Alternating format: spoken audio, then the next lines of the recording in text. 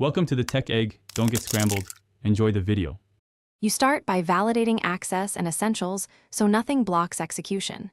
Ensure your account has private compute enabled and billing is active, then provision a service account with least privilege. Next, import or reference your encryption key and grant the compute role access. Once done, select the dataset snapshot and a minimal compute profile to test the workflow quickly.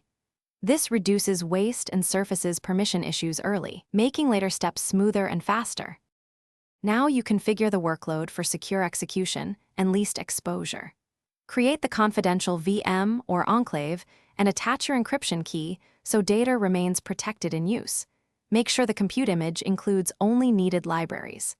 Then apply a scoped IAM policy, granting minimal permissions to access the dataset and to log results. Mount the dataset read-only and configure network egress rules to deny by default, allowing only required endpoints. Execute a short, deterministic test job to verify the pipeline behaves inside the private compute environment. You should capture runtime logs, verification hashes, and resource metrics. Once outputs validate against expected hashes, export encrypted artifacts to an approved storage sink. If something goes wrong, first check IAM permissions and whether the encryption key is accessible to the compute role. Then review enclave compatibility and runtime logs for missing drivers or denied syscalls.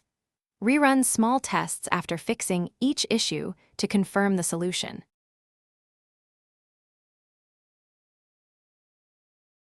Thanks for watching. Consider subscribing if I helped unscramble your problems.